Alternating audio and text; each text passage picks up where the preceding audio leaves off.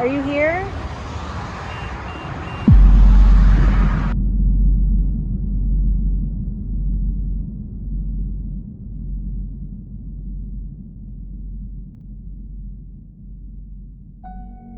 There. Holy Something shit! in front of you. It's right in front of you. What the fuck? Yeah, it's in front of you. Are you getting a reading? Oh, fuck, man.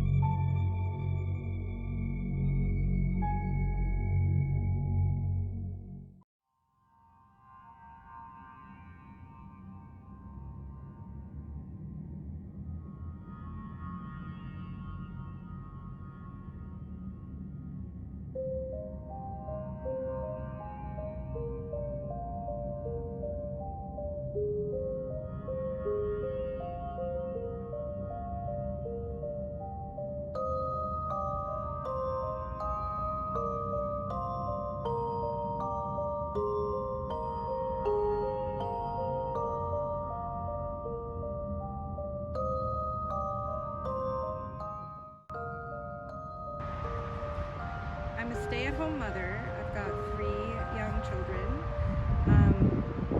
I've always been very interested in anything to do with the paranormal. I believe that ghosts are real. I've been interested in investigating the paranormal recently because, I mean, I believe it's true, but I want to see if I can get some evidence for myself.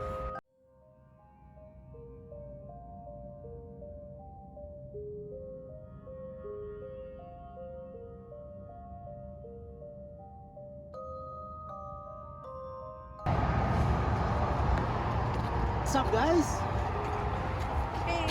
Yeah, my hat on.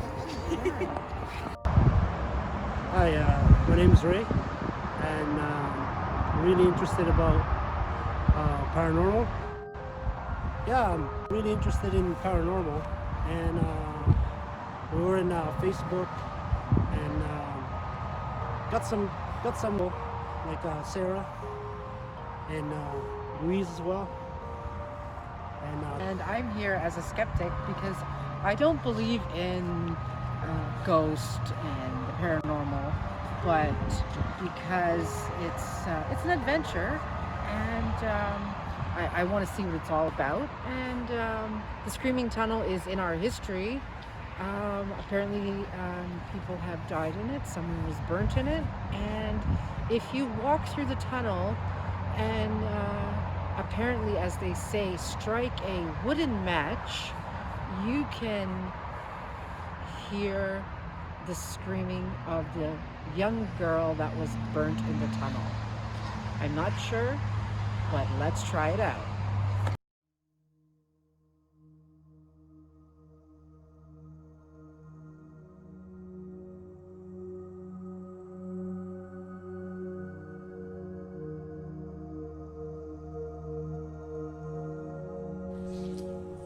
The tunnel is smaller than I thought it was going to be.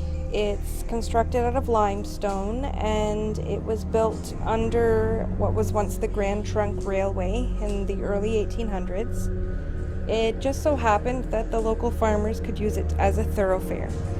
The Screaming Tunnel name comes from the local legend.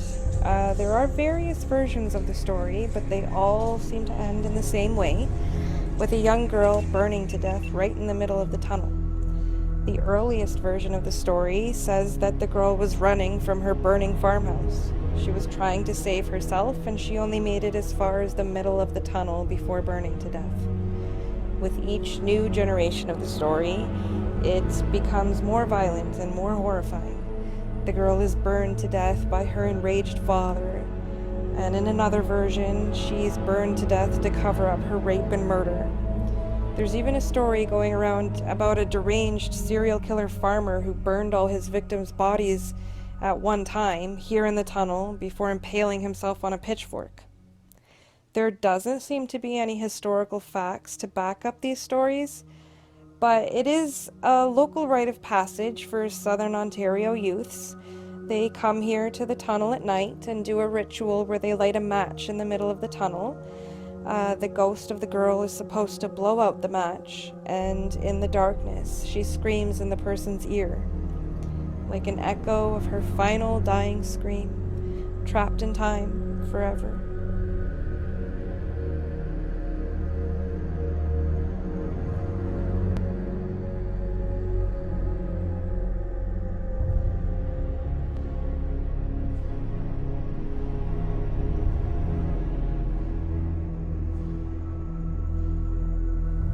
We used 3 different devices to confirm the presence of a spirit inside the tunnel. This is an EMF meter. It detects magnetic radiation in the air and also has a digital temperature sensor integrated into it to read the temperature. It is believed that ghosts tend to cause a disturbance in the magnetic field and emit electromagnetic radiation. Usually, electricians use this device to test electronic appliances, such as the TV or an oven, but to get an EMF reading out of thin air is not possible. You can clearly see that the device points to 0, as it's not close to any electronics. A point to be noted is that cell phones and cameras don't actually cause any influence on the EMF device.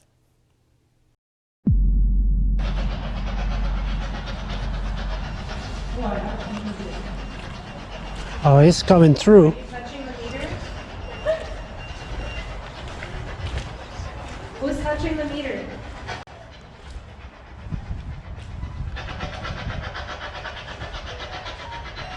Okay, I have someone. Is that Edward? Or Carol?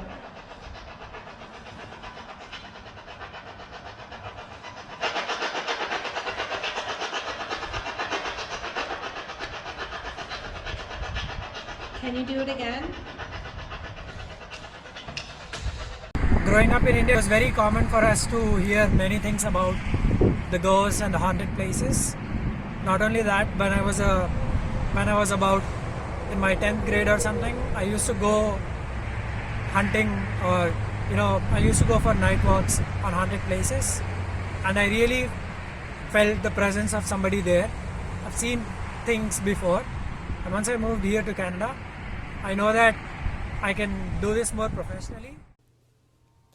We get some interesting readings at some parts of the tunnel. When the EMF meter records high values, it starts to beep, and there's a red light, meaning that there's high EMF around, which should not be possible because there is no source of electrical energy around us at this time.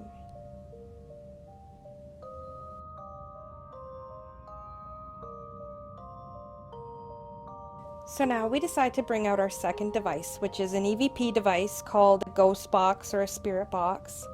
EVP means electric voice phenomenon, and with this device we use it as a tool to communicate with whatever spirits or entities that may be nearby.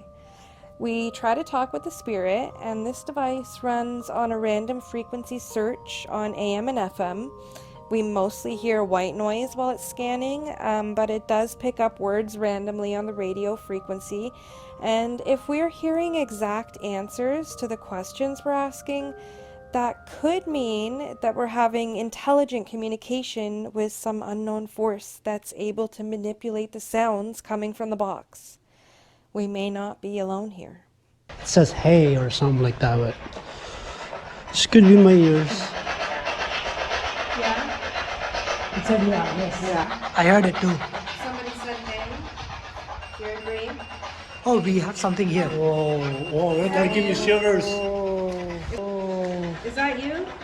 Did you just touch the meter? It's hard. It's hard to do it. Keep trying. You're doing really good. So should we come back another time? Is that what you're saying? Or are you telling us not to go? Because we're lonely?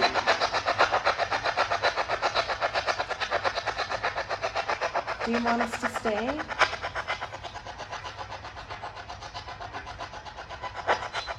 You've had quite a lot of guests tonight.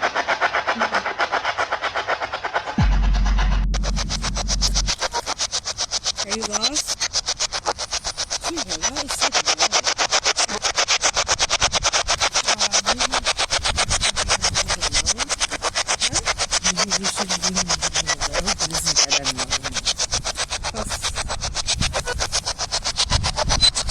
the If there's highway. any cartoons, yeah.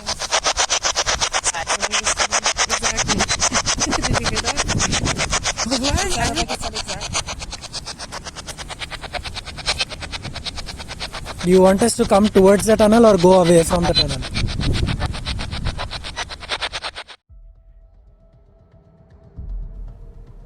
Apart from these, we were not able to get any other sightings in our video cameras or voice recorders. It is true that the tunnel is spooky and will give you the chills, but we were not convinced by the legends of the tunnel, so we decided to try something different.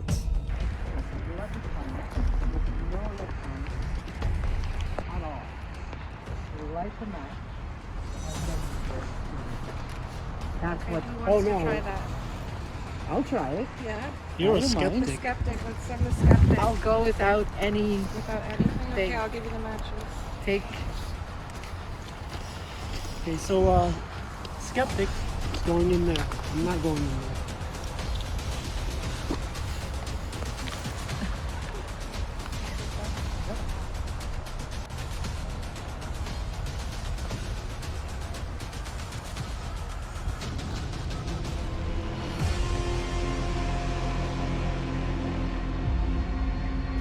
Since Louise is the skeptic of our group, she decides to go inside the tunnel without any electronic devices and light a wooden matchstick to see if she can hear the screaming of the little girl.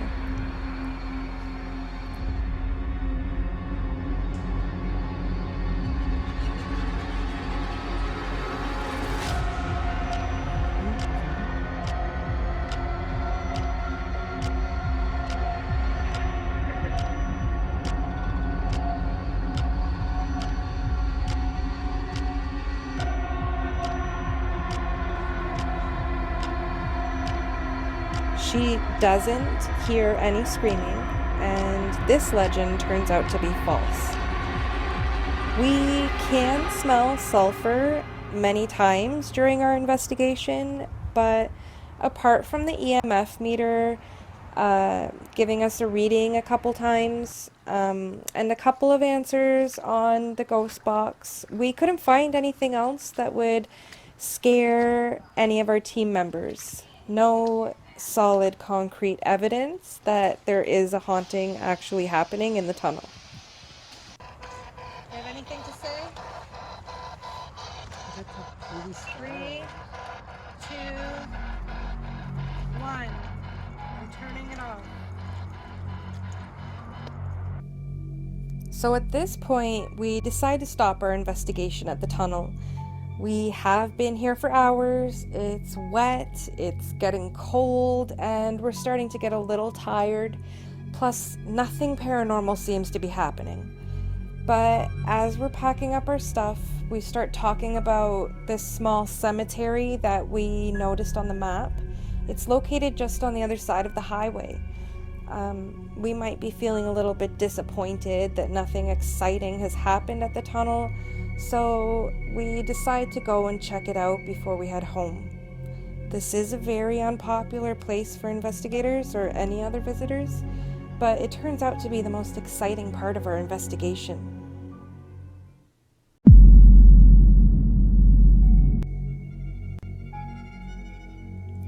The cemetery is located on Warner Road, but on the other side of the highway, and it's about a 10-minute drive from the Screaming Tunnel. If any of you happen to visit the Screaming Tunnel and you find that it leaves you wanting more, this centuries-old burial ground is ripe with paranormal activity. At first glance, Warner Cemetery seems like any other small cemetery from a forgotten time, well lit and with a manicured lawn. But as we walk further away from the road and deeper into the darkness, the atmosphere seems to change. I'm starting to feel a little nervous and uneasy, like I'm being watched, just as Raymond sees something moving out of the corner of his eye. Oh, over there. Where? Like, I swear to God, man, I thought I saw someone move behind. We're here with the intentions of finding proof of paranormal activity.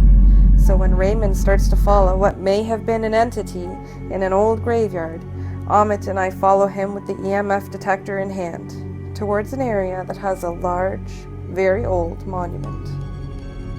You want to go back? I'm gonna go back over there. I'm gonna record because every time we start to see something, it stops. So I'm recording from my phone. See it, man? Yeah. Another paranormal research device that we use in our investigations is an anomaly detector. It detects humanoid bodies in your environment. We use an app that works in a similar way to the Kinect SLS cameras used by some professional ghost hunters. But rather than spending hundreds or even thousands of dollars on the camera, anyone can try this app for themselves. The one we use is called Ghost Tube SLS. The app works by using dual cameras on your phone to determine depth and to triangulate the location of human bodies.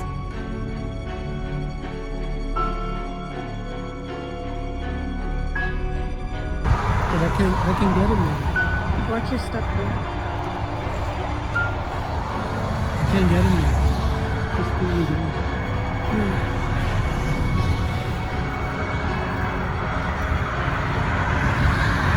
I see something right now. I don't see anymore. No, it went away. Oh, I see it, I see it. Come on. Stay there. In there. Oh There's something shit! in front of you. It's right in front of you. Right in front of you. What the fuck? Yeah, it's in front of you. Are you getting a reading? Oh, fuck, man. That thing. It's behind. Go behind them. That is awesome.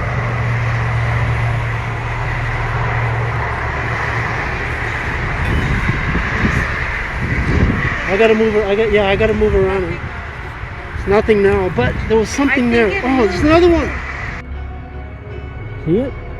And it beeped again. It beeped. See it? It beeps when Whoa, we see it. see it? Holy fuck. No way.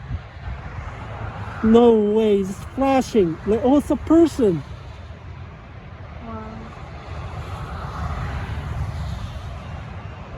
Can you, like, do you see the difference of your reading right now? It's going up. Michael, are you here?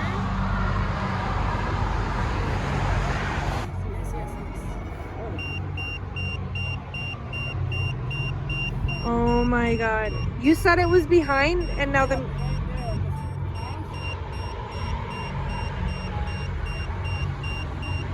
Do you see it now? It's dropping down now. Michael Warner, is that you? Michael Warner, are you here?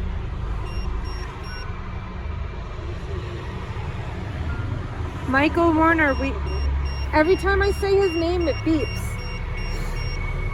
Michael Warner. Michael, are you here, Michael? Michael, we come in peace. We come as friends. Are you here?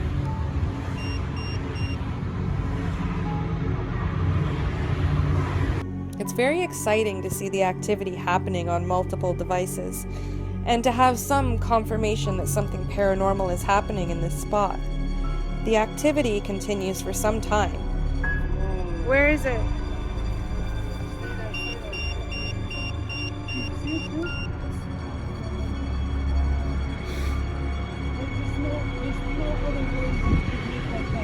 Michael Warner.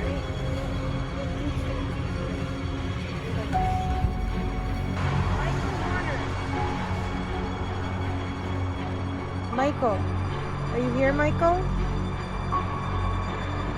Michael, we come in peace. We come as friends. Are you here? So if you think the swimming tunnel is scary, you gotta come out here.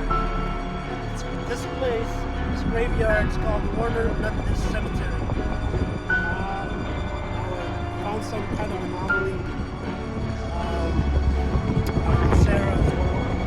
And man, I couldn't explain it. Anyway, I'm gonna watch that video. We're gonna go back. And I think this cemetery has. That's it.